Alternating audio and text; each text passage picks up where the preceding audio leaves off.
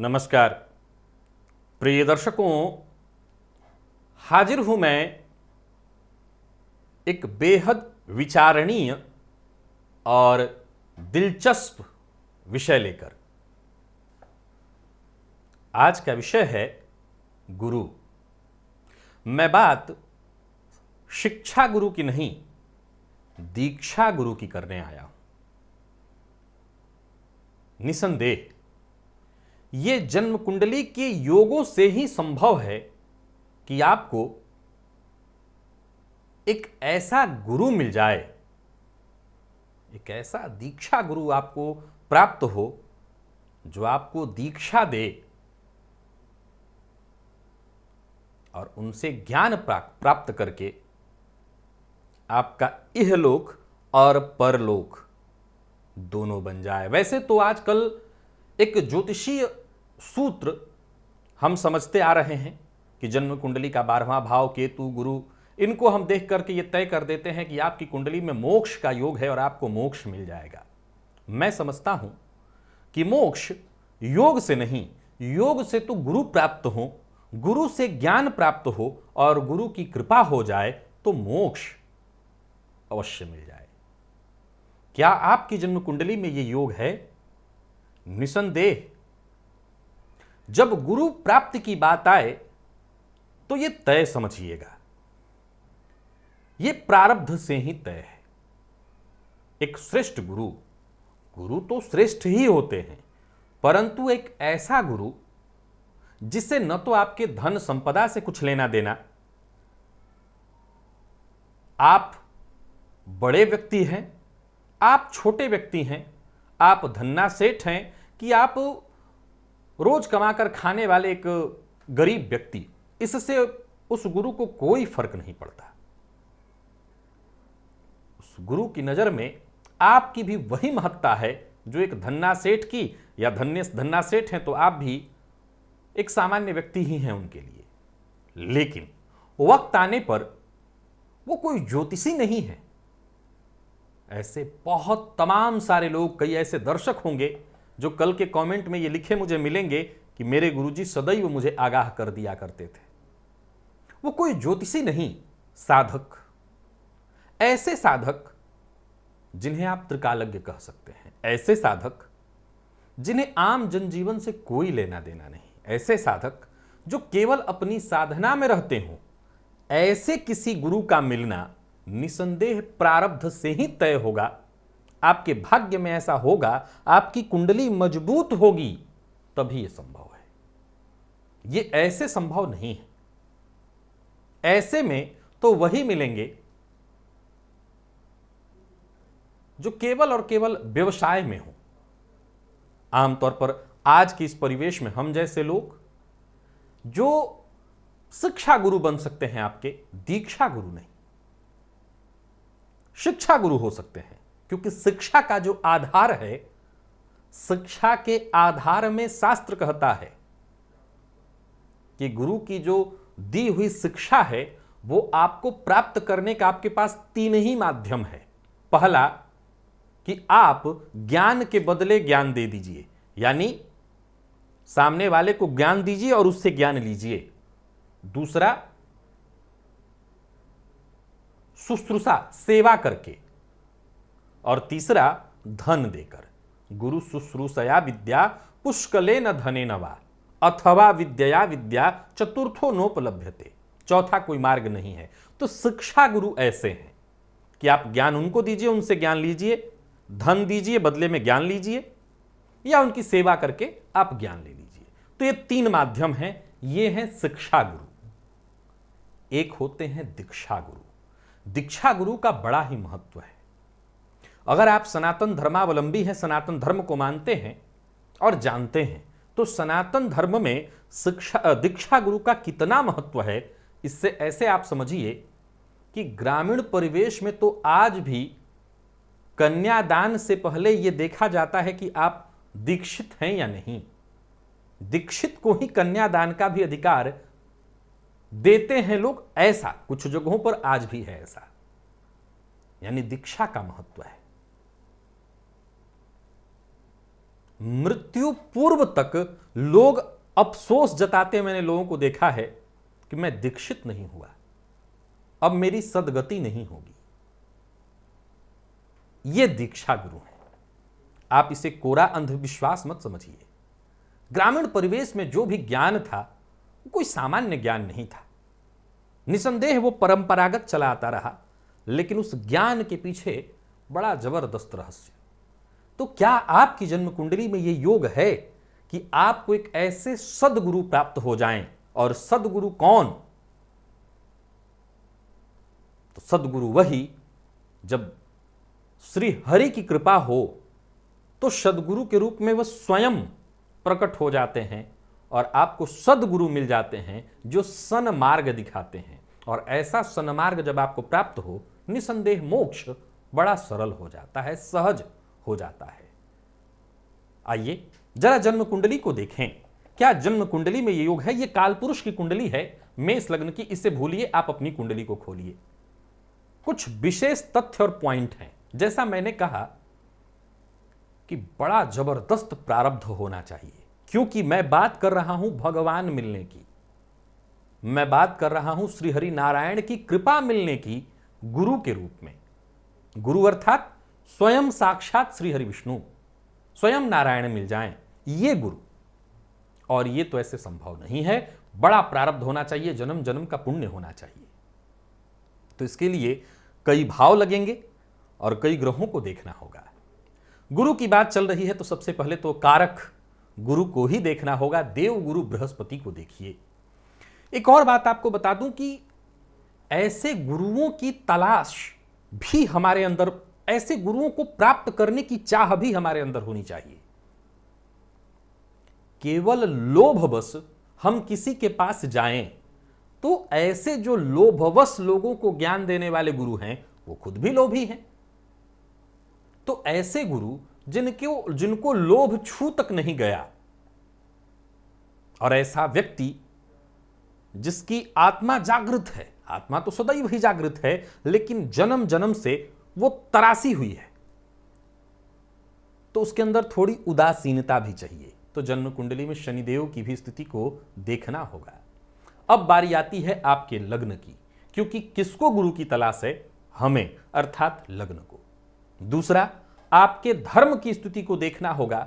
क्या आप धार्मिक हैं या केवल दिखावे का धर्म करते हैं? इसको भी देखना होगा। और फिर बारी आती है कुंडली के पंचम भाव की। इससे पूर्वजन्म की बातों का पता चलता है। यह 9वें से 9वां है, अतः यह भाव बेहद महत्वपूर्ण है। एक और बात, गुरु का मिलना कोई एक आम घटना नहीं है, आकस्मिक ही है। तो इसमें आपके जन्म कुंडली के अष्टम भाव को भी अवश्य देखा जाना होगा कि वो किस स्थिति में है। क्या आपके पास ऐसा कोई है, आपके पास ऐसा कोई भाग्य है जो आकस्मिक एक चमत्कार कर दे आपके जीवन में और आपको गुरु प्राप्त हो। अब आप, कई लोगों के मन में ऐसी बात उत्पन्न हुई होगी कि ऐसा गुरु आज के परिवेश में कहां मिलने वाले हैं। आप जिस तरह की बातें कर रहे हैं कि एक ऐसा गुरु, ना, मैं फिर दोहरा दूं, ऐसे ही गुरु हैं, बस अब आपको मिले नहीं तो अलग बात। ऐसे ही गुरु हैं जिनको आपसे कुछ लेना देना नहीं। हां, वक्त आए तो मौके बेमौके कभी सपने में आए और कभी एकाएक प्रकट हुए और आपको मार्ग दिखा करके चलते बने। ऐसे ही इस अभी की बातों में मैं लोगों से मिला हूं, जानता हूं, ऐसे लोगों की मैं बात कर रहा हूं, ऐसे गुरुओं की बात कर रहा हूं। तो क्या आपके जीवन में ऐसे गुरु का हाथ आपके माथे पर आया? क्या ऐसे गुरु का साथ आपको मिला?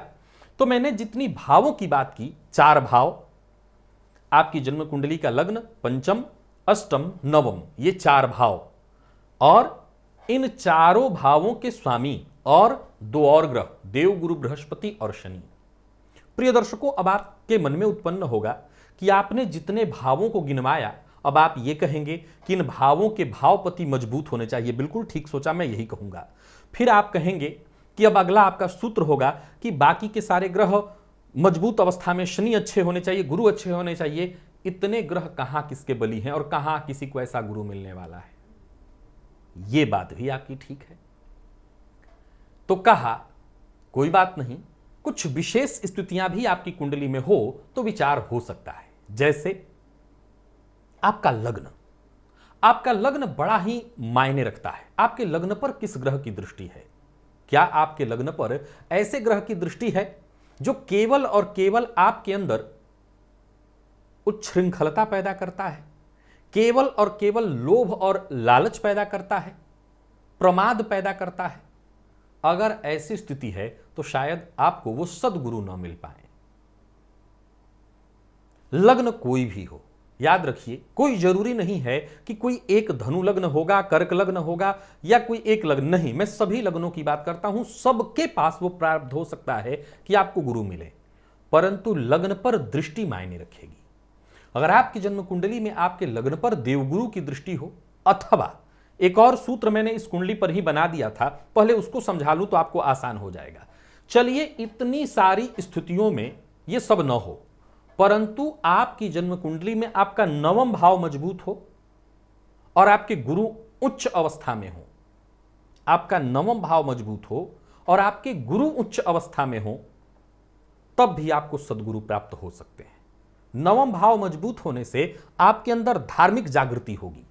और अगर आप सौभाग्यवश किसी ऐसे परिवार में जन्मे हो जहां पर आपको जन्मकाल से ही आपके अंदर सही दिशा आपको प्राप्त हुई हो, सही दिशा आपको प्राप्त हुई हो, धर्म से आप जुड़े हुए हो, तो देवगुरु बृहस्पति के उच्च में होने के कारण आपकी धार्मिक अंतर जागृति जन्मजात ही होगी। एक तो योग होगा गुरु के उच्च होने के कारण, दूसरा अगर आपको ऐसा परिवेश मिल गया तो यह स्थिति और जागृत हो जाएगी, और तीसरा फिर आपकी तलाश, तो तलाश हो जाएगा। यह कोई बहुत बड़ी बात नहीं है, क्योंकि गौर करिए कि एक परिस्थिति तक इंसान का एक स्वभाव है कि जब तक उसके पास धन नहीं होता वो धन के पीछे भागता है, जन नहीं हो तो जन के पीछे। जब ये सब वो प्राप्त कर ले तो वो सीधा और सीधा अंतर ज्ञान की ओर भागेगा, और गुरु कुंडली में उच्च के हैं तो ऐसा जातक शीघ्र ही धन इत्यादि प्राप्त कर लेगा।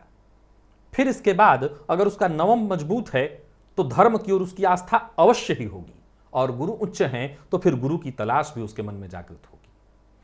अगर ये गुरु उच्च नहीं है तो भी आपकी कुंडली में अगर आपका व्यक्तित्व बली है, नवम भाव बली है और आपके पंचम भाव की स्थिति मजबूत है, और इसके बाद आपके शनिदेव बली अवस्था में हो, कहां बैठे हैं ये मैटर तो करता है, परंतु बली अवस्था में भी कुछ दिन पूर्व राशिफल के एक सूत्र में बताया था कि शनिदेव का बली होना उदासीन करता है, और किसी व्यक्ति के जीवन काल में धार्मिक गहराई में जाना, धर्म से जुड़ना, गुरु की खोज करना, इसमें उदासीनता बेहद जरूरी है। याद रखिए कि उदासीनता क्या करेगा कि माया और मोह से आपका पीछा छुड़ाएगा, और बहुत जरूरी है कि हम सबके जीवन में, हम सबके मन में माया और मोह से दुराव हो। जब यह होगा तभी हम गुरु की ओर भागेंगे, तभी हम गुरु की खोज में जाएंगे। तो आपकी जन्म कुंडली में नोट करिए क्या क्या स्थिति हो। एक जो सर्वश्रेष्ठतम स्थिति है कि लग्न आपका मजबूत हो, आपका पंचम मजबूत हो, आपका नवम मजबूत हो, और आपके अष्टम भाव के स्वामी की स्थिति देखी जाएगी, कहां बैठे हैं और कितने अंश पर। ये 4 पॉइंट। अब इसके बाद देव गुरु बृहस्पति और शनिदेव, गौर करिए कि ये मजबूत कैसे पता चलेगा कि है, इसके स्वामी से।